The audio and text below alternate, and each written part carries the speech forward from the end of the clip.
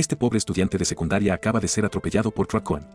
Y cuando abre los ojos, está en un mundo isekai donde la magia es real y el agua obedece cada uno de sus pensamientos. Pero lo que no sabe es que tiene un rasgo oculto, uno que lo hace inmortal. Rayomira murió. La realización no vino con dolor ni miedo. Simplemente fue. Abrió los ojos y se encontró flotando en un vacío blanco puro, vacío, silencioso e interminable. Confundido, intentó hablar, pero su voz apenas resonó antes de que se acercara una presencia cálida y tranquila. La figura que emergió no era Dios, al menos no exactamente. No según sus propias palabras. Un ser con una calma de otro mundo se presentó como Mako, un ángel, si eso tenía más sentido para Rayo. Sin una misión que cumplir, sin cargas que cargar, la única instrucción de Mako para el alma renacida fue simple: vive como quieras. Por primera vez en su vida, o en su otra vida, Rayo podía elegir la paz. Sin escuela, sin obligaciones, sin una sociedad presionándolo. Quería una vida tranquila. Mako se la concedió. Una cabaña pacífica en un bosque llamado London, en un nuevo mundo llamado Fai, rodeado de naturaleza, protegido por una barrera y bendecido con comida para 2 meses. Rayo tenía afinidad por la magia de agua, lo cual le venía perfecto. La magia existía aquí, después de todo. En el momento en que Rayo parpadeó y llegó a ese nuevo mundo, se dio cuenta de que esto no era un sueño. Sin muebles, sin sonido, solo una casa, 2 libros y un cuchillo en la mesa. Salió al exterior. Montañas imponentes enmarcaban el horizonte, el viento era fresco y la magia se sentía tangible. Cuando susurró "ven, agua", una pequeña salpicadura apareció en su mano. Era real. Los libros explicaban lo demás, conocimientos básicos sobre monstruos, propiedades de plantas y una introducción a la manipulación elemental.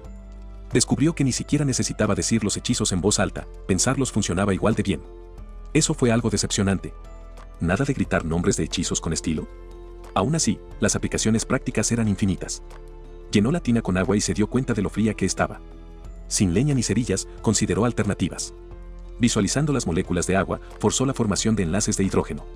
Hielo. Ese hielo, descubrió, podía funcionar como una lupa rudimentaria para enfocar la luz solar. Fuego. Agua caliente. Un baño. No era glamoroso, pero era suyo.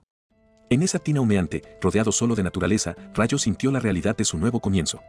Pero la vida tranquila no era gratis. Su reserva de comida se acabaría en 2 meses. El bosque más allá de la barrera estaba lleno de monstruos. Un cuchillo no sería suficiente, literalmente.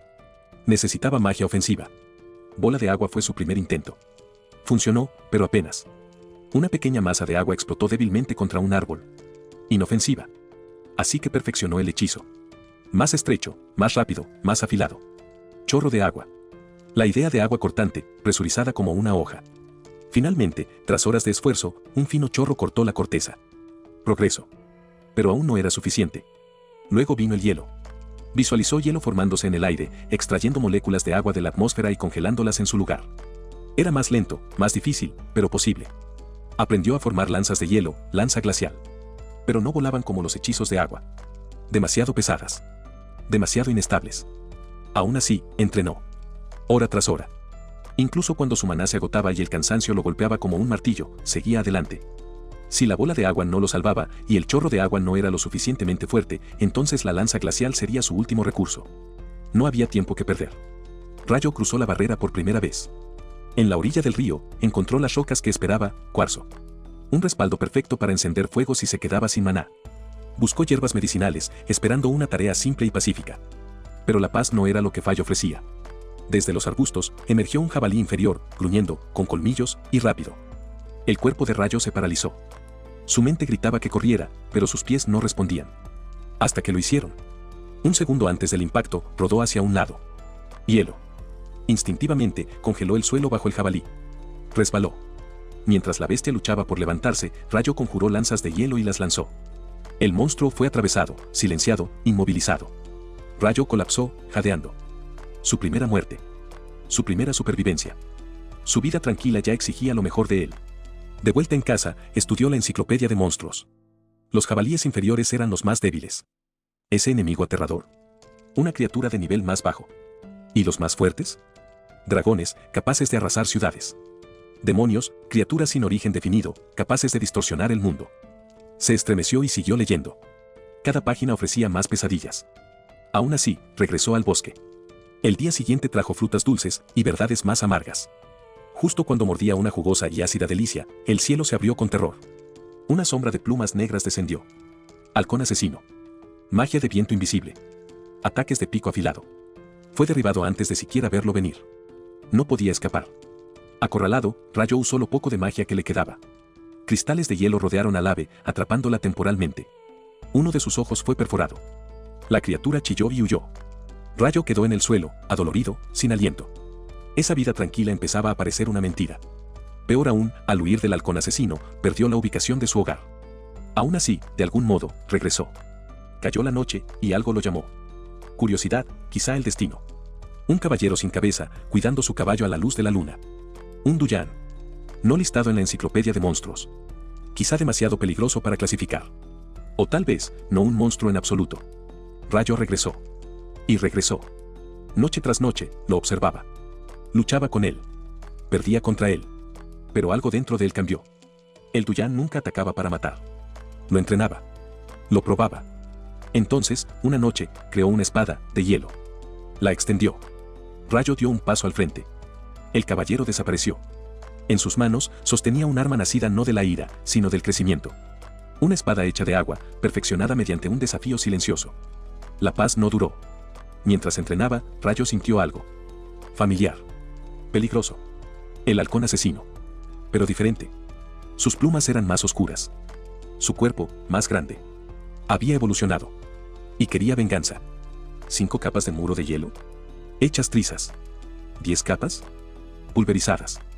Incluso lanza glacial falló. Entonces la espada, su última esperanza. Chocó contra la carga del ave. Por primera vez, su golpe fue certero. Lucharon. Hoja contra pico. Hielo contra viento. Magia e instinto en colisión mortal. Finalmente, volvió a atravesarla. El halcón asesino cayó. Rayo se quedó de pie sobre él, respirando con dificultad. Ahora lo veía con claridad. Ese enemigo no había regresado por venganza. Había regresado para probarlo. Como el Duyan. Para hacerlo más fuerte. Gracias, susurró. Le dio un final digno. Y entonces, el mundo volvió a quedarse en silencio. Hasta que la voz resonó dentro de su mente. Un dragón. Un ser de poder abrumador, hablando, calmadamente, a través de la telepatía. Rayo, atónito, respondió. Confesó que había luchado y matado al halcón asesino evolucionado. El dragón, llamado Lewin, no estaba enojado. De hecho, estaba impresionado. Notó la espada de Rayo, el regalo del Duyan, y la reconoció de inmediato. La espada del rey Hada. Una reliquia de inmenso valor. Una señal de haber sido elegido. Rayo no sabía cómo ni por qué la tenía. Lewin sonrió. Luego desapareció. Rayo se quedó quieto, abrumado.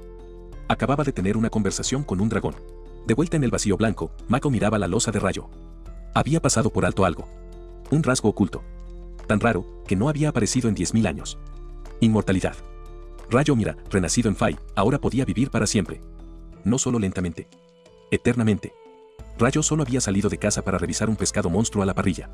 Pero lo que encontró fue caos. La playa era un desastre. La voz de Tosco cortó la confusión, aliviado de que Rayo estuviera bien. Pero Rayo no entendía.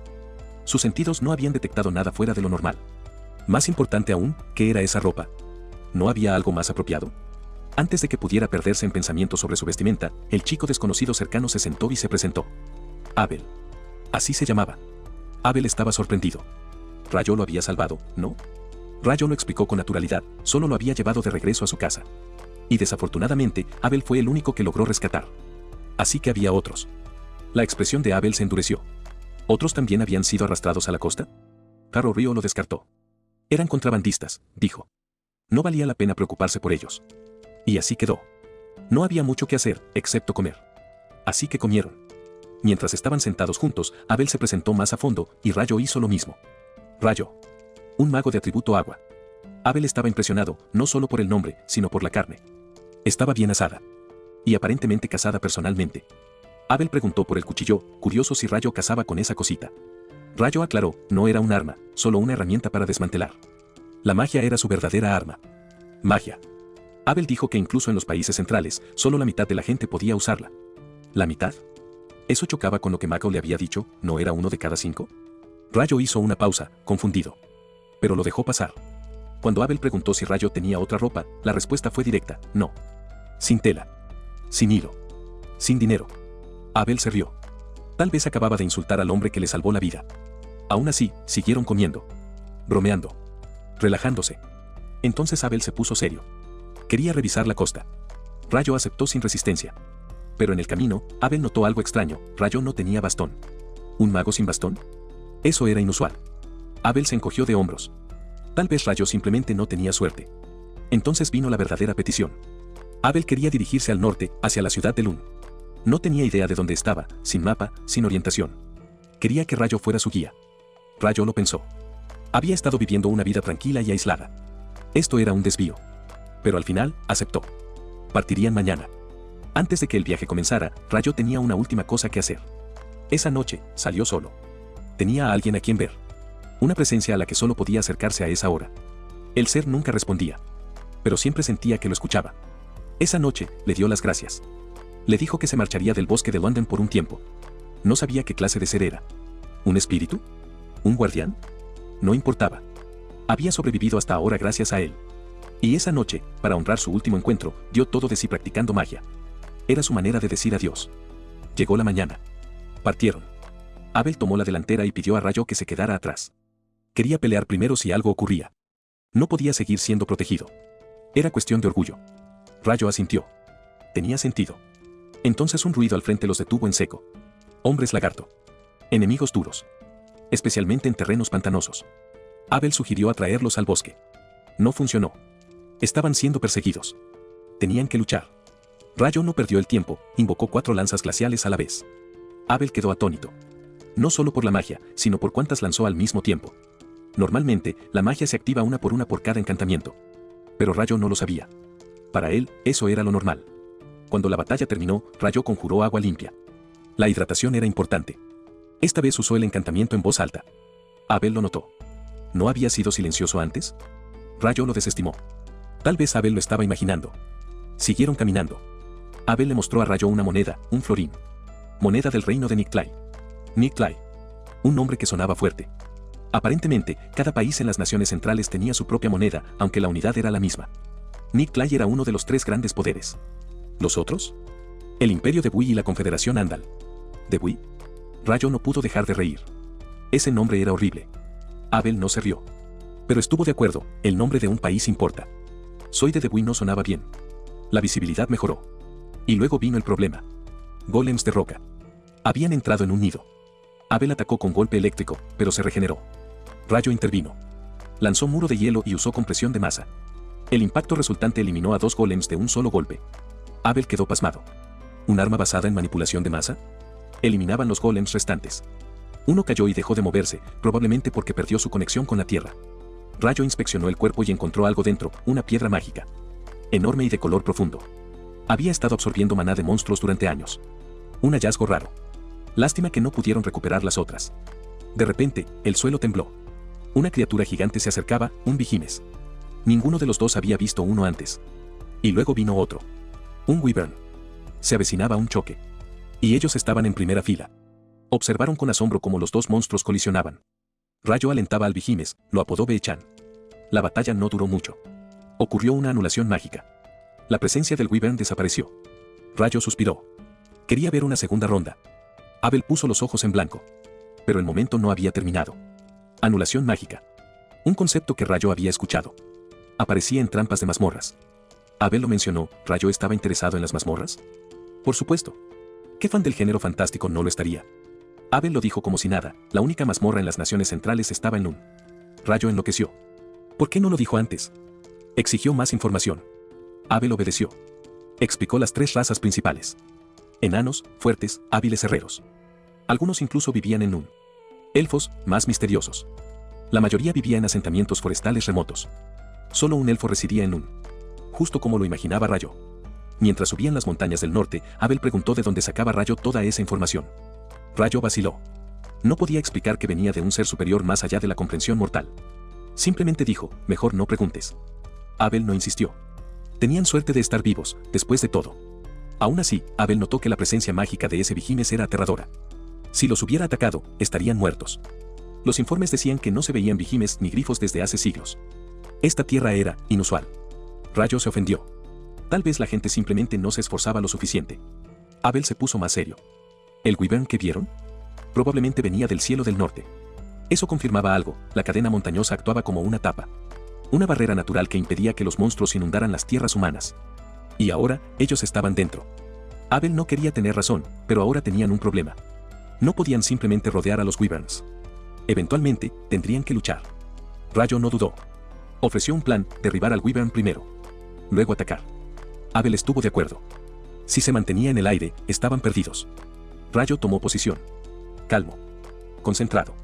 Invocó otra andanada de lanzas glaciales. 4 lanzas volaron hacia arriba y dieron en el blanco. El Wyvern cayó al suelo. Abel parpadeó. Se acabó. Demasiado rápido. ¿No se suponía que esto sería una pelea emocionante, llena de adrenalina? Rayo se burló. ¿No quería acción? Abel lo cortó. Eso fue perfecto. Eficiente. Que así sea cada vez. Rayo asintió. Muy bien entonces. Vamos a eliminar a todo el enjambre de Wyverns. Abel no discutió. Solo se lanzó al frente. Sí. Pensó Rayo para sí mismo. Abel realmente era un maníaco de la batalla. El cielo se despejó. El camino al frente estaba libre. Pero su viaje estaba lejos de terminar. Monstruos, mazmorras, secretos y tal vez algo mucho más poderoso esperando en las sombras. Y ninguno de los dos sabía aún que Rayo era inmortal. Todo empezó con una caminata, una montaña y 3 supervivientes cubiertos de tierra que olían a tripas de Wyvern fritas.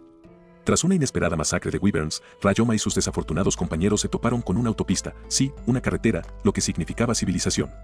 Civilización significaba gente. Gente significaba impuestos. Y Rayoma tenía tanto prestigio social como un pedo en un funeral. Pero Abel, el equivalente humano a un certificado de gracias por no morir, decidió avalarlo, una vez más. El hombre ya había desembolsado una moneda de plata para introducir a escondidas el rostro afligido de Rayoma en el pueblo anterior, y ahora lo arrastraba hacia el gremio de aventureros como un padre orgulloso que introduce a su hijo problemático en la guardería. ¿Y Rayoma? Esa rata asquerosa estaba deseando dormir en una cama y engullir cualquier comida campesina extranjera que este vertedero de fantasía le ofreciera. Lástima que sus esperanzas de paz se vieran frustradas por la maldición del buen curry. Porque cuando Abel le presentó la exquisitez local, en cuanto la lengua de Rayoma tocó la salsa picante, casi sollozó como un asalariado divorciado comiendo ramen instantáneo. Curry, un alimento sagrado para todo aquel que se hubiera negado a comer y se cae en un camión, y ya estaba aquí. Todo su arco protagónico se había acortado. Por supuesto, el asqueroso glotón pidió una segunda ración. Llegó la mañana, y el asqueroso gorronero fue arrastrado al gremio de aventureros como a un niño pequeño al que vacunan. Abel le explicó lo básico: registrarse, obtener una tarjeta, evitar los impuestos de entrada a la ciudad y quizás vender algunas partes de monstruo. Rayoma, cuya situación con la identificación era más cuestionable que la de un tipo descalzo en una discoteca, asintió mientras fingía no deberle a Abel toda su vida reencarnada. Naturalmente, Rayoma tenía preguntas. Principalmente, ¿cómo demonios existía un puesto de curry antes de que él pudiera siquiera inventar el fuego? Abel intentó esquivar la inquisición culinaria, pero Rayoma no lo dejó pasar. La conspiración del curry era real, y si Abel lo ocultaba, ¿qué más atesoraba el muy cabrón? ¿Dulces? ¿Secretos? ¿Mujeres? Rayoma exigió postre como un gremlin. Mientras la pandilla se adentraba con dificultad en el pueblo de Lun, bañado por el trigo dorado, Abel fue emboscado por rostros conocidos, guardias, amigos, extras de fondo al azar, todos chillando como groupies a una estrella del pop fracasada. Al parecer, Abel se había vuelto completamente Houdini. Desaparecido en combate. Dado por muerto. Probablemente devorado por un dragón. Lo de siempre. Pero ahora estaba de vuelta, vivo, con heridas y bendecido con un nuevo compañero que parecía un cultista privado de sueño con magia de agua limpia. Rayoma fue mirado de reojo por medio pueblo mientras Abel exhibía su misteriosa tarjeta de Salvador como un padre orgulloso presumiendo el arte de los macarrones de su hijo. El molino de chismes estaba en pleno apogeo. La espada carmesí, el grupo de aventureros más fuerte de Lun, había regresado con un nuevo recluta peculiar. La gente susurraba. Los juzgaban. Los observaban con atención. Rayoma se quedó allí, respirando por la boca y fingiendo humildad. El gremio era una mazmorra ruidosa de alabanzas y fanfarrones que revisaban su rango. El regreso de Abel desencadenó una reunión de gritos tan fuerte que despertó a los muertos, así que Rayoma esperó en un rincón como la planta más rara del mundo. Pero incluso en el caos, la verdadera batalla apenas comenzaba, porque era hora de registrar a este don nadie que goteaba agua como un verdadero aventurero. Abel, no contento con salvar la lamentable vida de Rayoma, decidió recomendarlo para el rango D, saltándose el rango F, un nivel de basura. Normalmente, esto requería una reputación legendaria, un currículum de matador de monstruos o tal vez un soborno. Pero Abel tenía la prueba, una enorme, gorda y siniestra piedra mágica de Wyvern que parecía capaz de impulsar a una nación entera o incluso a un jefe de rango medio. El maestro del gremio, Geomac Glass, un viejo gruñón con arrugas de estrés más agudas que su ingenio, casi se desmaya al verla. Los Wyverns eran amenazas a nivel nacional. Criaturas de rango apocalíptico. Matar a uno era como darle un puñetazo a un huracán en la cara y vivir para presumir de ello. ¿Aún más impactante? Rayoma y Abel habían cruzado la montaña demoníaca. Solos. Desarmados. Y sin ningún instinto de supervivencia. Eso solo bastó para que Rayoma pasara del rango perdedor a la categoría de leyenda de rango medio. Ante tanta absurdidad, el gremio no tuvo más remedio que aceptarlo. Rayoma, el mago misterioso y grasiento, era ahora oficialmente un aventurero de rango D. Después llegó el infierno burocrático conocido como registro. Una señora llamada Nina, claramente demasiado profesional para lidiar con tipos raros como Rayoma, lo guió por el proceso como si fuera un vagabundo confundido aprendiendo a usar una máquina expendedora. ¿Nombre? Rayoma. ¿Trabajo? Mago. ¿Elemento? Agua. ¿Residencia? Un montón de basura sin hogar. Incluso le ofreció una cama en el dormitorio del gremio durante los próximos 300 días.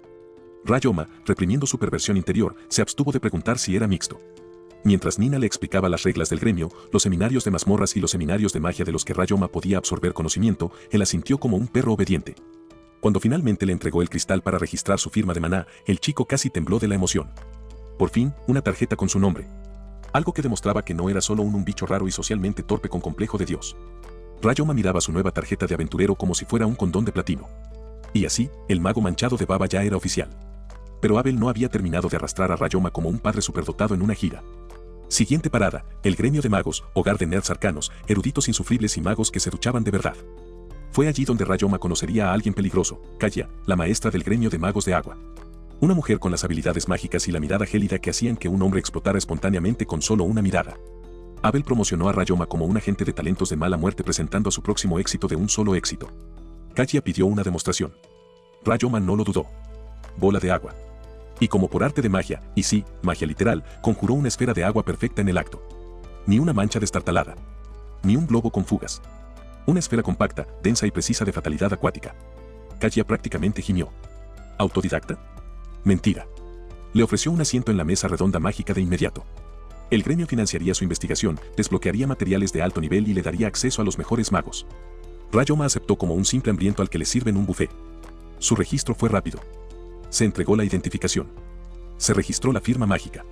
En cuestión de minutos, esta rata de alcantarilla, antes silenciosa, ahora formaba parte del gremio de magos y Kaya lo guió personalmente a la biblioteca como un orgulloso científico loco en su próximo experimento. Y estaba impresionada. ¿Su densidad de magia acuática? Impecable. ¿Control de maná? Impecable. ¿Potencial? Fuera de serie. Kaya estaba lista para convertir a este prodigio sucio y chorreante en una amenaza mágica. De vuelta en la posada, Rayoma se reunió con Abel y ambos se dedicaron a reflexionar al final del día. El curry volvía a estar en el menú, porque claro que sí, y Rayoma empezó a obsesionarse como un lunático con bata. Quería saber el origen de la magia. La filosofía tras el maná. Los secretos de la intervención divina. Abel, mientras tanto, solo quería que se callara y comiera. Al parecer, la magia provenía de los dioses. O de los humanos. O de ambos. Nadie lo sabía con certeza. Pero Rayoma estaba enganchado. Un mago erudito en ciernes, listo para diseccionar, analizar y tal vez incluso redefinir la magia tal como la conocían. Abel le advirtió que no se excediera. Rayoma, ignorando todas las señales de alerta, dijo que entrenaría más duro. Y así el día terminó con un plato humeante de curry, dos compañeros improbables y un mago pervertido y poderoso en ascenso que había pasado de ser un don nadie sin nombre a un prodigio registrado en el gremio en menos de 24 horas. Amón era un manojo de nervios, un hombrecillo mojado, que ya sudaba a mares antes de que el sol siquiera llegara al mediodía. Este lamentable saco de ansiedad había sobrevivido 5 días de entrenamiento de nivel infantil, pero ahora era el momento de la verdadera mazmorra, algo para lo que su alma de espinas de fideos claramente no estaba hecha. El instructor ladró las advertencias finales, lanzando al viento palabras como primera capa y brote de monstruos como caramelos en un funeral. ¿Los demás? Estaban entusiasmados. Mientras tanto, Amón escribía mentalmente su testamento en papel higiénico. Rayo, el enigmático bastardo con un talento para ser demasiado genial para la sala, lanzó una pregunta capciosa sobre la teletransportación, como un friki presumido de Isekai que lee demasiados artículos de wiki. Los demás prácticamente babeaban de admiración. Aunque solo era una sesión de preguntas y respuestas previa a la mazmorra, las señales de advertencia brillaban con luz propia, un gran brote de bestias que podría convertir este tranquilo pueblito de aventureros en Monster Mash 3000. Pero los instructores, esos lagartos desalmados, simplemente se encogieron de hombros. Hoy no, dijeron. Como si mañana fuera más seguro. El ritual de entrada se saltó como si fuera la secuela de un juego al que nadie quería jugar. Sin registros, sin oraciones, solo una larga marcha hacia la oscuridad inmenso del primer piso. Amón intentó respirar hondo, probablemente inhaló más polvo que coraje. Lo que siguió fue tan básico como cualquier mazmorra tutorial, una hormiga soldado espeluznante, como si los dioses de la mazmorra pensaran que este grupo era demasiado patético para cualquier otra cosa. Rayo, el truco de hielo, lanzó un hechizo mágico con la gracia de un jefe final, congelando al enemigo en plena carrera. Amón se tambaleó hacia adelante y, de alguna manera, por puro milagro o piedad divina, le dio un corte limpio. ¡Felicidades! La hormiga estaba muerta. Los novatos ahora eran aventureros de verdad. ¿Y la piedra mágica? Una pequeña prueba de que Amón no era solo un saco de carne esperando a ser comido. Llegó la hora de celebrar, una fiesta tan tranquila que ni siquiera emborracharía a una monja. Nada de alcohol, nada de camarera sexy, solo tintineo de jarras de triste jugo de aventurero y cumplidos incómodos. Amon intentó reconocerle el mérito a Rayo, pero Rayo no se dejó engañar por esas tonterías de modestia. Si matas a un bicho, lo dominas como un campeón. Así es la forma de ser de los aventureros. Discutieron los planes para las mazmorras de mañana como si estuvieran organizando una excursión a la playa, a pesar de tener el coraje combinado de una fregona mojada. Rayo planeaba subir al tercer piso, lo que hizo que Amon se iluminara como un perro al oír la palabra caminar. Entonces llegó el giro inesperado, se suponía que esas hormigas no debían estar en el primer piso. Según el gremio, los murciélagos eran los principales enemigos. Pero, al parecer, últimamente las hormigas habían empezado a excavar. Naturalmente, esta rareza no podía tolerarse.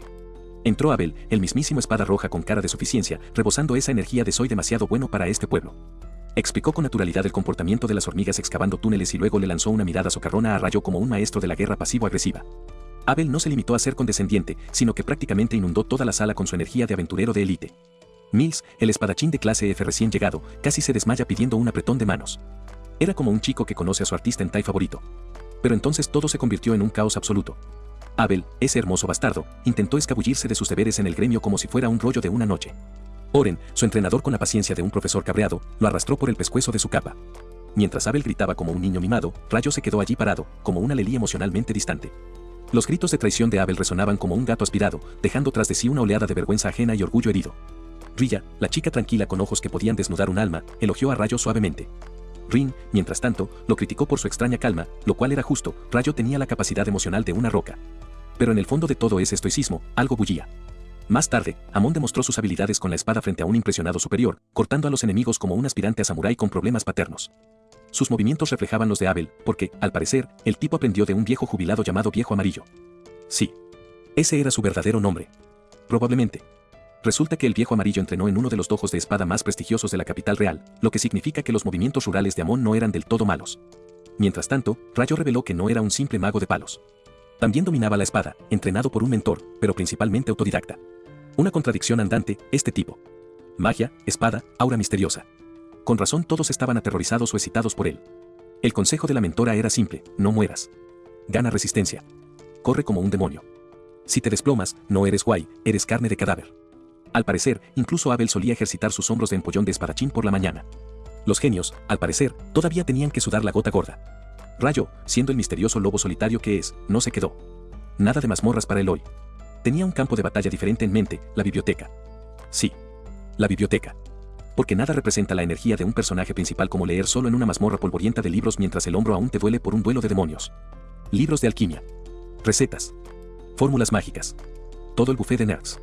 Rayo los quería todos, pero el precio lo miraba como un cobrador de deudas de la mafia. Antes de que pudiera descubrir cómo robar una librería sin arruinar su mística vanguardista, todo cambió. Un eclipse solar cubrió el mundo de terror instantáneo. Un poder espeluznante se deslizó por el aire, tan denso como para provocarle TEP a una cabra. Entonces llegó Leonor Yoraka Albuquerque. Un nombre más largo que su paciencia. Un demonio disfrazado de un bombón presumido con la suficiente actitud como para arrasar una manzana de la ciudad. Su poder apestaba a energía de combate contra jefes, y ella quería una cosa, la cabeza de Rayo en un palo. Lástima que Rayo no estuviera interesado en ser el kebab de nadie hoy. Se enfrentaron como dos dioses en una convención de cosplay, magia, viento, llamas y descaro por doquier. Sus espadas, que aplastaban túnicas, se encontraron con el equipo de Rey Hada de Rayo, que aparentemente tenía suficiente armadura argumental para bloquear un ataque nuclear mágico completo. Su lucha se volvió absurda. Rayo, a pesar de toda su agudeza y misterio, apenas sobrevivió. Su factor de curación estaba agrietado, su velocidad destrozada y su boca no se callaba. Finalmente, el espacio comenzó a derrumbarse, algo sobre ser un baño, lo cual era metafórico o simplemente una prueba de que los demonios también son pervertidos. Antes de desaparecer, Leonor le hizo una última promesa, volvería, y la próxima vez, lo mataría personalmente. Genial. Otra yandere añadida a la colección. Rayo salió a trompicones del caos mágico, apenas manteniéndose en pie. Su túnica de Rey Hada era MVP, habiendo absorbido suficiente daño como para hacer sonrojar a un tanque. Aún así, le dolía muchísimo. Su mente era un caos, y ahora solo quería libros y silencio. En el banco, encontró un buen depósito esperándolo, el pago de esa piedra mágica de Wyvern. Era tanto dinero que prácticamente lo humedecía. Se acabaron las preocupaciones por el alquiler. Se acabaron las búsquedas desesperadas de Calderilla. Ahora era oficialmente demasiado rico para preocuparse. De vuelta en la posada, los compañeros de habitación finalmente regresaron. Lo saludaron como a un amante perdido hace mucho tiempo, solo para descubrir que Rayo había estado siendo apuñalado por un demonio en un baño mágico. Lo ignoró como si fuera un rasguño en la rodilla. Pero Rilla. Su suave toque era la única magia curativa que necesitaba. Lo curó, le susurró palabras dulces y lo golpeó con la culpa de su vida. Ahora eres importante para nosotros. Uf. Justo en el escroto emocional. Incluso Amon y Rin admitieron estar preocupados. Y por una vez, Rayo dejó que la frialdad de su voz se suavizara en un simple, gracias. Estaba en casa. Roto, magullado, tal vez con una hemorragia interna. Pero en casa. El escuadrón decidió, mañana, volverían a la mazmorra. Esta vez, al cuarto piso. Con trabajo en equipo. Con valentía. Con una confianza casi suicida. Pero en algún palacio lejano, los conspiradores ya susurraban sobre la gran calamidad. Las ciudades se desmoronaban, los cráteres se abrían como cremalleras del infierno, e incluso la élite empezaba a sudar. Y en medio de todo esto, ese chico. Ese monstruo con aspecto de perdedor, misterioso y poderoso que derrotó a un demonio en unas aguas termales mágicas y luego fue a comprar libros como si fuera un martes cualquiera. La calamidad se avecinaba. ¿Y Rayo? Estaría esperando con espada, hechizo y un sarcasmo impasible. El aire de la mazmorra era tan denso que resultaba asfixiante, piedra húmeda, persistente almizcle de monstruo y el tenue olor a cobre de la sangre fresca de Goblin. Cada paso resonaba con desesperación. Las botas raspaban la arena, las respiraciones eran entrecortadas e irregulares, y los tres aventureros sabían que estaban tentando a la suerte. Rayo aún no había llegado, pero los demás ya jadeaban como maratonistas tras una vuelta al infierno. Una sanación menor iluminó la penumbra, un pálido resplandor azul que se extendía sobre la piel herida como el suave toque de un santo aún no traumatizado. El idiota herido murmuró gracias, el sanador murmuró, de nada. Por un breve y patético segundo, casi se sintieron seguros. Pero esa ilusión se hizo añicos cuando vieron a los arqueros Goblin, monstruos que no tenían nada que hacer en el quinto piso. Se suponía que los arqueros eran de las profundidades, 9º piso para abajo, así que verlos a esa altura era como descubrir que el gato del vecino podía conducir un camión de basura. Mal. Peligroso. De esos errores que te revuelven el estómago porque sabes que el mundo está a punto de darte un puñetazo en los dientes. El líder lo anunció, hora de retirarse. Basta de adentrarse más. El dinero era bueno, pero inútil si terminabas convertido en merienda de Goblin. Su lema era simple, sobrevivir primero. Las ganancias después. ¿Verse bien? Opcional. Mientras tanto, en algún otro lugar de la ciudad, Rayo estaba inmerso en el heroico acto de salvar el mundo de murmurar para sí mismo sobre la velocidad de movimiento. Los magos del elemento viento podían atravesar el campo de batalla como relámpagos con cafeína, un parpadeo y desaparecían. Rayo tenía agua. Lo que significaba que, a menos que la pelea tuviera lugar en una piscina, era el equivalente mágico de una manguera de jardín lenta. Pensó en chorro de agua, un hechizo que podía lanzarlo hacia atrás bajo el agua, en tierra, sin embargo, era menos una carrera mortal y más un deslizamiento vergonzoso. Lo intentó de todos modos, llevando su potencia mágica a 256, lo suficiente como para empujarlo un poco. Su cuerpo se sacudió hacia atrás, perdió el control y terminó devorando el pavimento metafórico. Un fracaso. Otra vez. Si tan solo pudiera subirlo a 1024, pensó, tal vez sería lo suficientemente rápido para rivalizar con los usuarios de viento. Pero ahora mismo, solo era una decepción húmeda y ambicionada. El plan, ir a la biblioteca, rebuscar en libros sobre demonios y alquimia, y rezar para encontrar algo que acortara la distancia. Porque en este mundo, quedarse quieto era solo otra forma de presentarse voluntario para una muerte temprana. La investigación de Rayo ya había sido un fracaso. El tomo de magia prohibida no tenía la magia llamativa y original que buscaba. No había muros de hielo en el aire lo suficientemente grandes como para bloquear el aliento de un dragón, ni lanzas de hielo que pudieran atravesar la armadura de un wyvern como una aguja a través de un pañuelo de papel mojado. Y entonces, justo cuando el silencio de un estudio fallido comenzaba a devorarlo, ella entró. Seira. Elfa. Aventurera. El tipo de mujer que podía hacer que un monje rompiera sus votos y que un sacerdote pidiera perdón después. Intercambiaron saludos, incómodos, contenidos, y Rayo le preguntó si había estado fuera por trabajo. Sí, lo había hecho. También tenía que ir a algún sitio, dejando a Rayo solo con el leve aroma de su presencia y la certeza de que sí, seguía siendo un perdedor solitario. De vuelta en el gremio de aventureros, la tensión era tan densa que se podía cortar con un cuchillo de mantequilla oxidado. La prueba, una piedra mágica de un arquero goblin encontrada en el quinto piso, estaba sobre la mesa como una pistola humeante. La mirada del personal se agudizó, los rumores se convirtieron en órdenes. Esto no era solo inusual. Esto estaba mal. El maestro del gremio no perdió tiempo. Quería a la Espada Roja y a la Brigada Blanca, dos grupos de rango de capaces de sobrevivir a incursiones en mazmorras profundas. La instrucción era sombría, confirmar si se avecinaba una estampida. Una estampida no era solo un montón de monstruos. Era una explosión, monstruos reproduciéndose y proliferando en cantidades tan insólitas que convertían pueblos enteros en comederos. La última había sido hacía casi 10 años, y había sido tan terrible que aún era un cuento de terror para los aventureros novatos. La petición, entrar, confirmarlo y, si lo confirmaban, correr como un demonio. A la mañana siguiente, el plan estaba listo. Pero antes de que pudieran siquiera poner un pie dentro, Abel, el tipo de hombre cuyos instintos olían los problemas como un tiburón huele la sangre, pidió una comprobación. La detección de magia de viento arrasó el primer piso. ¿El resultado? Ni docenas. Ni cientos. Miles de firmas de vida, todas apiñadas en el gran salón. La estampida no venía. Ya estaba aquí. Llegaban órdenes. Retirada. Contacta con el cuartel general. Monstruos acercándose.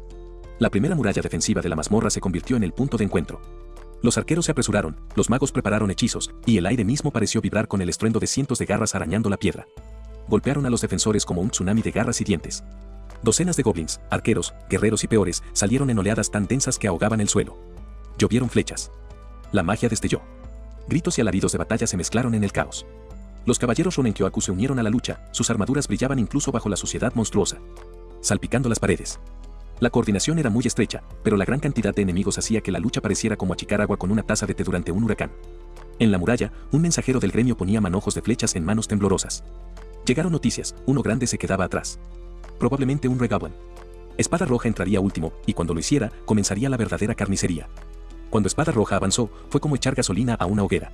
Aparecieron 3 generales Goblin, imponentes bestias vestidas con retazos de armadura robada, con los ojos ardiendo con la clase de malicia estúpida que solo los Goblins podían desplegar. Mátalos rápido, antes de que apareciera el rey, ese era el plan. La lucha se convirtió en una tormenta de acero, magia y desesperación. Jabalinas de luz surcaron el aire. Espadas mágicas chirriaron al clavarse en la carne. Entonces, corte aéreo, pero no del tipo que nadie había visto antes. Esto era más rápido, más afilado, casi inhumano. Un solo golpe, y parecía que podía cortar tanto a un monstruo como a un hombre si el portador quería. Y entonces, fusión completa. El tipo de técnica arriesgada y arriesgada que podía ganar la batalla o dejarte cubierto de sangre. El golpe final llegó en un trueno de magia. La lluvia de balas, cargada durante toda la pelea, se desató en una única ráfaga despiadada. Los generales Goblin cayeron, sus cuerpos colapsando bajo el peso de una potencia de fuego mágica demasiado grande para que sus rudimentarias armaduras siquiera fingieran resistir. Se acabó. La estampida, al menos esta oleada, fue aplastada. El campo de batalla apestaba a sangre, carne quemada y el amargo sabor de la victoria. Espada Roja seguía respirando con dificultad, con las armas aún en la mano, sus ojos escudriñando la línea de árboles como si esperara que el rey saliera en ese momento. Pero por ahora, la muralla seguía en pie y la ciudad estaba a salvo.